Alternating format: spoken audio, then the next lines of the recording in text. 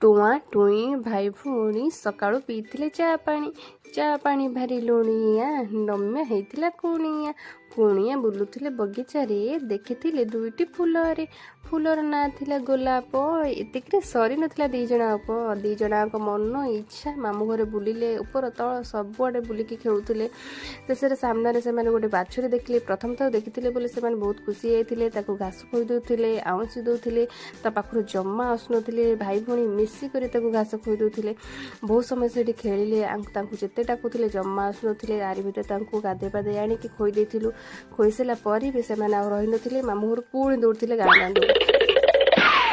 ସାମ୍ନାରେ ପଡ଼ିଯାଇଥିଲେ ଦଳେ ପିଲା। ସେ ଦଳେ ପିଲା ଏଇ 2 ଜଣଙ୍କୁ ଯେତେ ଡାକୁଥିଲେ ଖେଳିବାକୁ, 2 ଜଣଙ୍କ ଜମା ଯାଉନଥିଲେ, କାହିଁକିନା 2 ଜଣ ହିଁ ଅଚିହ୍ନା ବାରୁଥିଲେ ସେମାନଙ୍କୁ।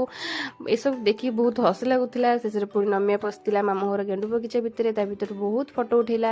ପୁଣି 2 ଜଣଙ୍କ ଦୌଡ଼ିଥିଲେ ମାଉସୀ ପାଖକୁ ଦୋଳି ଖେଳିବା ପାଇଁ। ଦୋଳି ଖେଳି ସାରିଲା ପରେ ସେମାନଙ୍କ ଖେଳ ମାମୁଁ ଘରେ ସରିଗଲା। ତାପରେ ସେମାନେ ଘରକୁ ବାହାରିଥିଲେ, ସାଙ୍ଗ ହୋଇ କୁରକୁରି ଖାଇଲେ। ଭିଡ଼ିଓଟି ଭଲ ଲାଗିଲେ ନିଶ୍ଚିନ୍ତ ଲାଇକ୍ କରିବେ। ପୁଣି ଦେଖା ହେବ ନେକ୍ସଟ ଭିଡ଼ିଓରେ। ଟାଟା।